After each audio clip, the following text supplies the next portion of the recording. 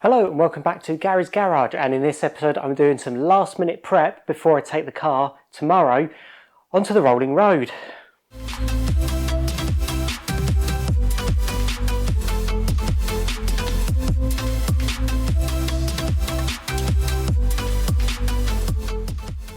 I hope you enjoyed the garage tour that I did for you last time in absence of an Anglia episode, but I'm back in anger on the Anglia today.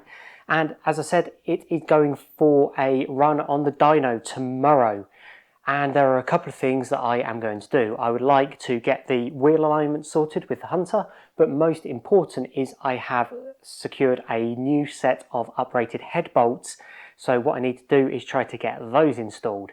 And I'm going to do a method that has been proven okay on these VR4 engines before, which is to take the cam covers off and then just replace one bolt at a time, because the rest of the bolts maintain the good seal on the head and the head gaskets, which should mean I won't have to take the whole head off, I hope. So I am going to bring the car in and start prepping for the head bolts first, because that is definitely the most critical bit.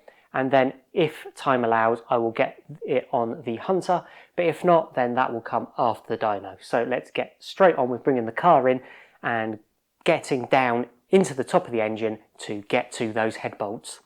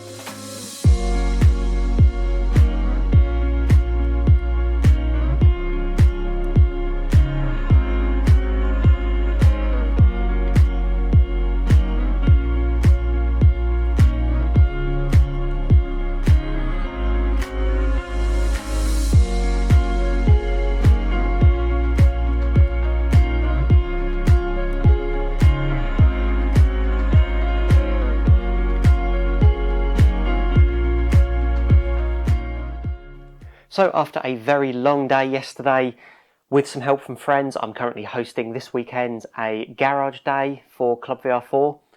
And yep, so with some help from them, we managed to get all 16 head bolts replaced and it all back together. Relatively straightforward. We did have to remove, obviously, a lot of the top of the engine. The turbo cores had to come out and be moved out of the way. And there was one really awkward bolt on the cam cover on the passenger side that's tucked in right down by the turbo manifold, and it was being able to try to, basically I was able to get about 1/12 of a turn on the bolt with a spanner off, move it 1/12 of a turn. So yeah, that one bolt alone probably took an hour to get off and then back on again at the end. But it's all back together and it does fire up.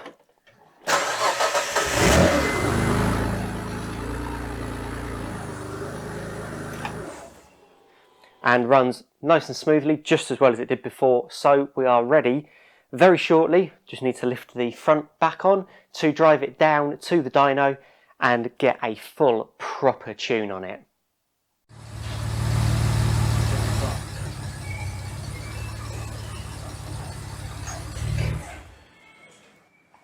And by full proper tune, what I actually mean is a small part of it.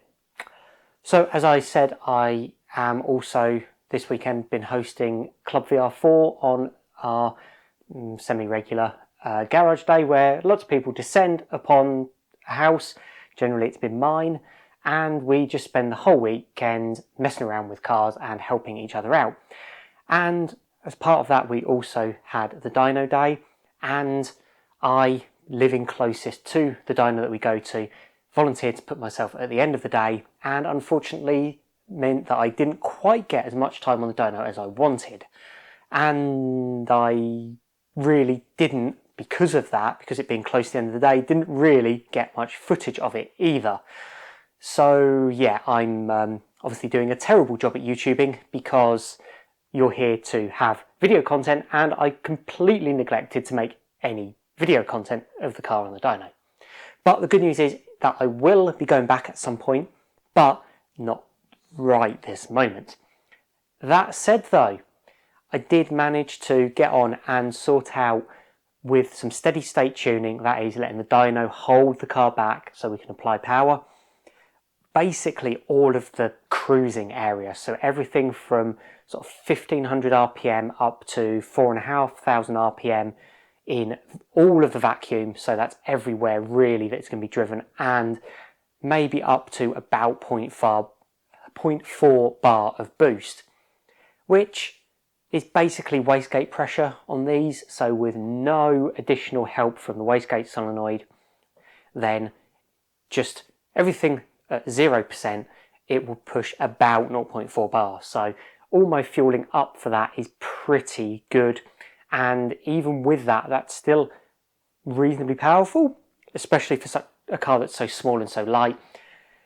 And the main thing is though, obviously I've driven it back home, and my God, the drivability down low is just so much better. It was not bad before, but it is just so much better now, just on part throttle and just pootling around. It's brilliant. We did do a couple of runs into the power just to start to dial in some of that fueling, but we didn't get a chance to touch the ignition map at all. So it's just basically whatever I threw on it months ago or years ago when I put the ECU in. So yeah, I haven't chased the maximum torque in each cell yet. It's just some fueling and whatever timing was in there. That said though, we did get a run with about 1.2 bar of boost, tapering off at the top end because these turbos are tiny, down to about 1 bar, and that's highlighted a couple of things. One, it's got a decent amount of power.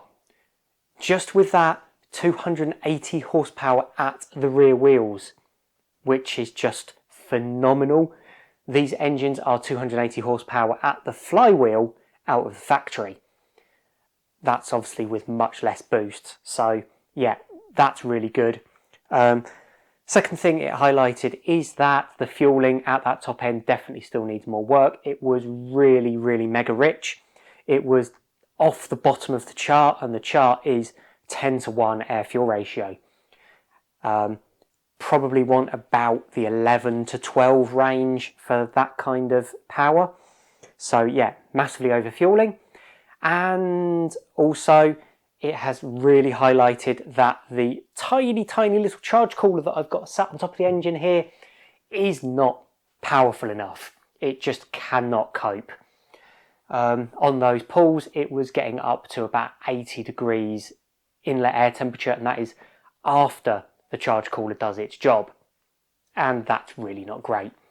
if I can get that down anywhere closer to ambient temperature, then that will allow me to get more air in, which should mean more density of the air, which means more fuel, which means more power. Because obviously 280 brake horsepower at the wheels is not enough. So anyway, I do have one video which I took very quickly at the end of the day, which was the final power run. So I shall play that for you now.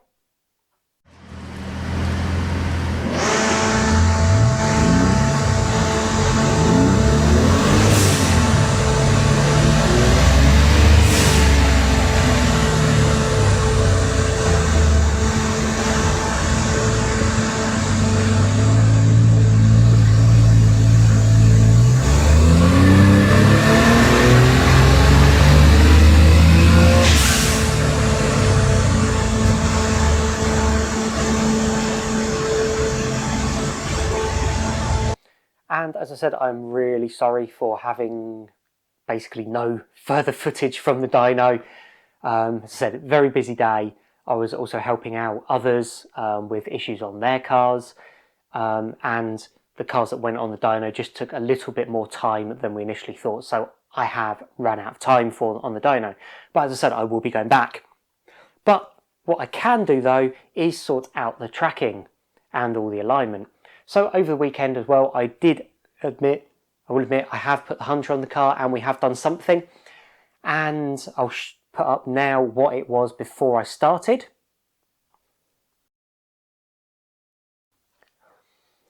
And then what I changed it to.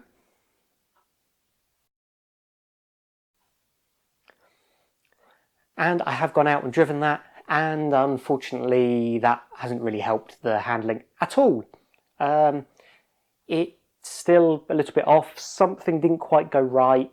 The steering wheel is still quite a way off when going in a straight line, and when I lift off the throttle, the car goes very, very light and very, very floaty, which is not particularly great. So those settings that I have put in are, on the front at least, the standard Anglia settings. I thought, I don't have any settings for this car, everything's standard, or nothing's standard, so I've got to start somewhere, and the rear settings were just something that I kind of plucked out of thin air. So they definitely need some adjustment. So what I'm going to do is I'm now going to hook the Hunter back up to it. I'll bring you with me for this one, and we shall try to put some more settings on, and then I can go out and drive it and see how that feels. And this is just going to be an iterative process of changing one thing, picking something to change like the toe or the camber or the caster, and just make a change, go out and drive it and see how that makes a difference. Does it make it feel better or worse for how I want to drive it? So with no further ado, let's get that Hunter hooked up and let's get going and aligning.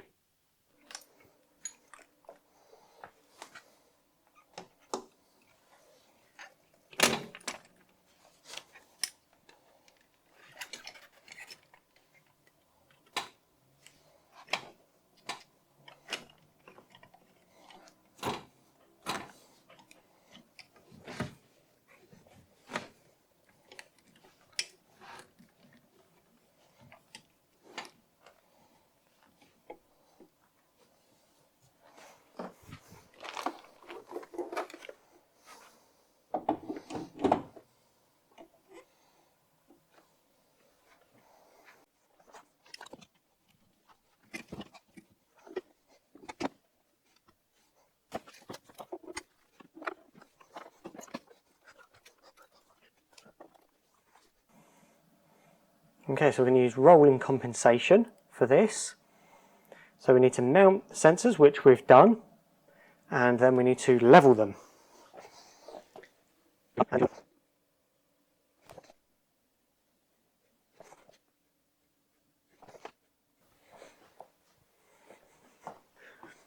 Okay, so that's all sensors leveled. So now take a measurement, and we're going to roll the car forward 1/3 of a turn.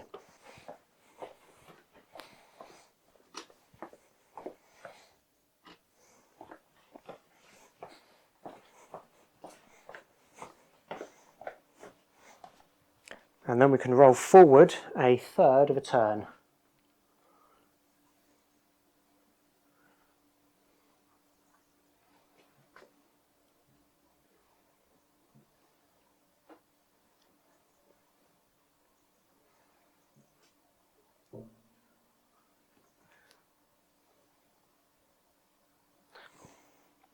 And then we can level and lock again.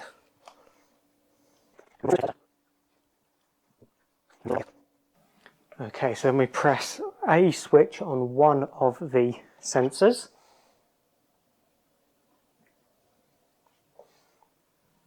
And that locks those settings in. And I'm going to mark the floor again. And the reason for this is that I want to measure the distance there.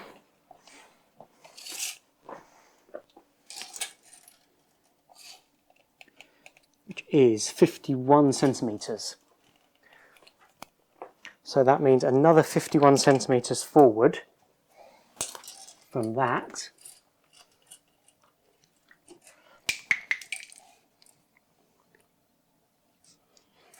About there, which is where the front of the car will end up, or where the wheels will end up. And the reason for that is that I have made these little slip plates that will allow the wheels to rotate and slide. Just very simple, just two thin pieces of steel with lots of grease between them to make them nice and slippery.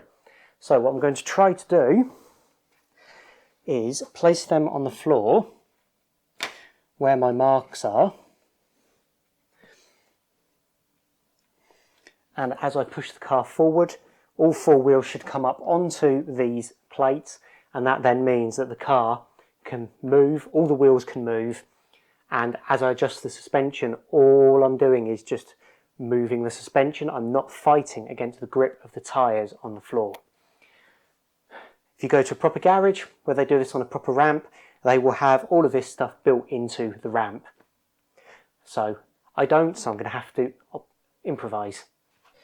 So now, if all goes well, when I roll the car forward, it should end up on with all four wheels on my plates.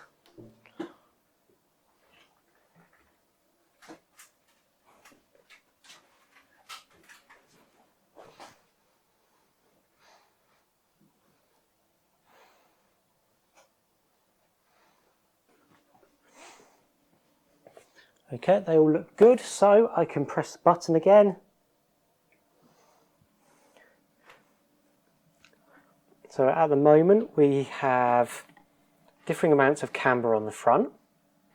We haven't measured the caster yet, and our camber and toe on the rear is a little bit out. And we have some thrust angle, which means that the rear wheels aren't pointing perfectly straight. Okay, so the next thing we'll do is measure the caster.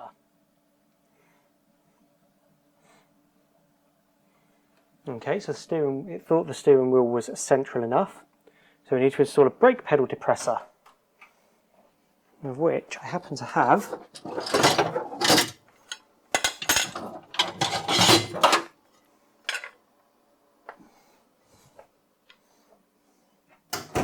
and here's something that might do the job for that. So we'll use this to push against the seat and the pedal. Plenty of adjustment in it, and that can hold the brakes on. Okay, so now we need to steer the steering wheel.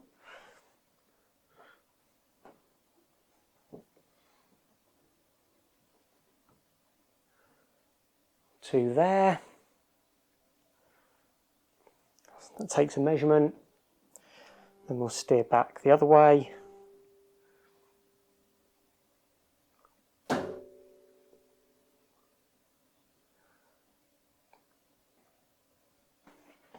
Okay, so those are our before measurements.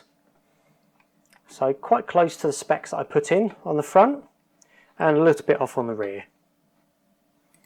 And we can do some additional measurements. For example, we can take the wheelbase and the track width. So we have 6-inch rims, standard with the spade sleeves. And we need the steering wheel where it thinks is central. It's going to be about there. Okay, so there we have our wheelbase and our track. So we are 7mm different in wheelbase on either side to side, and 45mm difference in track, with the front being wider than the rear, and you can quite clearly see that on the car. Anyway, that probably doesn't help with the way that it feels with having a narrower track at the rear than the front. Yeah, so I think that means that the passenger side front wheel is 3mm further forward than the driver's side. And we have an axle offset of the rear by 3mm, which we can see here. We've got 26mm and 20mm here, and a 45mm track width difference. Yeah, we'll save those as our before measurements, and we'll move on to making some adjustments.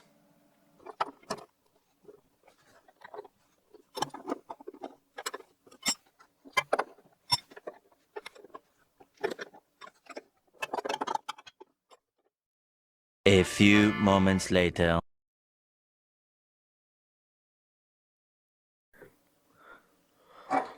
You can see that by adjusting just one arm, it really affects the others. So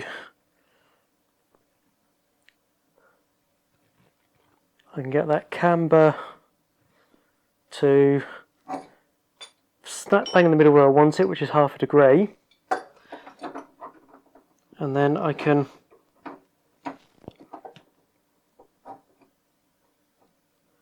bring the toe in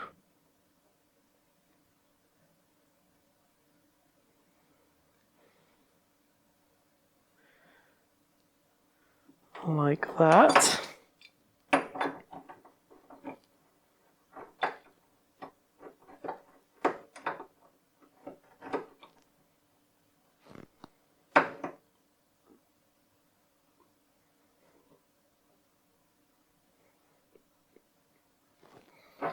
And you can see just tweaking one really affects the others as well.